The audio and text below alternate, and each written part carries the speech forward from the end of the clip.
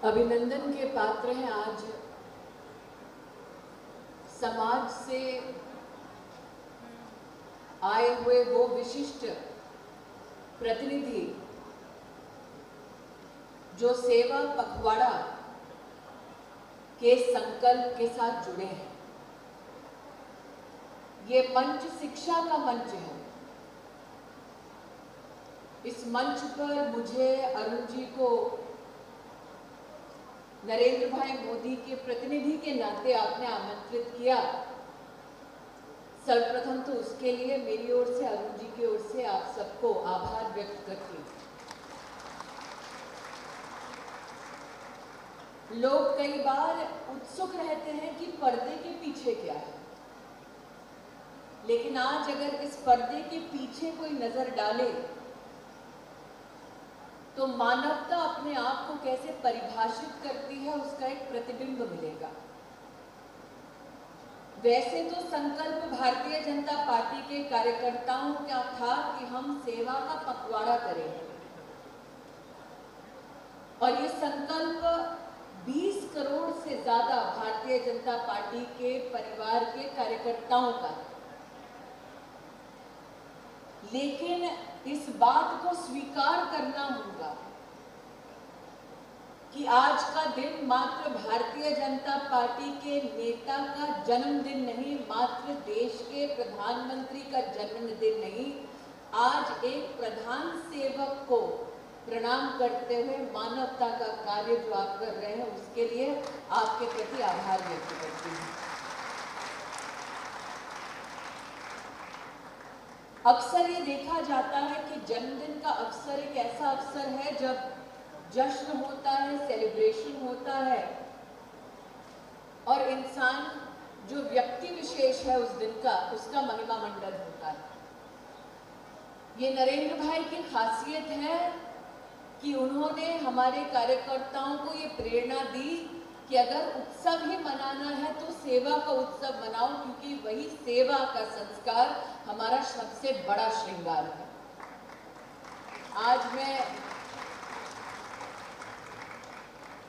हिमानी जी का विशेष आभार व्यक्त करती हूँ। माफी चाहूंगी जो पुरुष विराजमान है,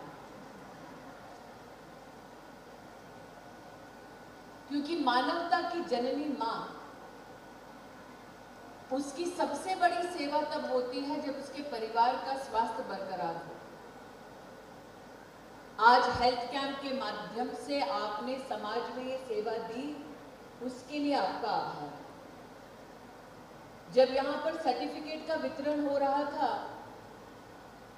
तो मुझे सिंह साहब ने कहा कि ये प्रोजेक्ट हिमानी का है। अक्सर देखा जाता है कि पतिदेव को मजबूरन कभी न कभी पत्नी के आदेश अनुसार चलना पड़ता है, कोई ना कोई काम करना पड़ता है। मुझे इस बात की खुशी है कि हिमानी जी, आपने पतिदेव को मजबूर अगर किया तो गरीब और वो महिला जिसके उत्थान से समाज का उत्थान संभव है, उसकी मदद करने के लिए आपने परिवार में अपने प्रस्ताव दिया।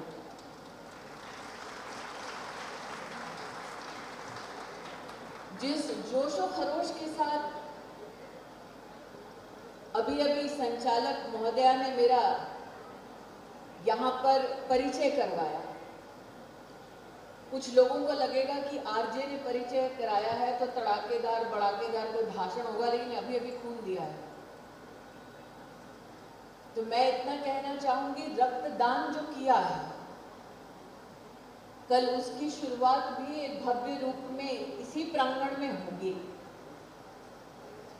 रक्तदान मतलब जीवन दान, ये हमने सुना था, लेकिन जीवन दान देने के लिए एक साथ 5000 लोग एकत्रित होंगे, ये इतिहास बनते पहली बार हम कल देख पाएंगे।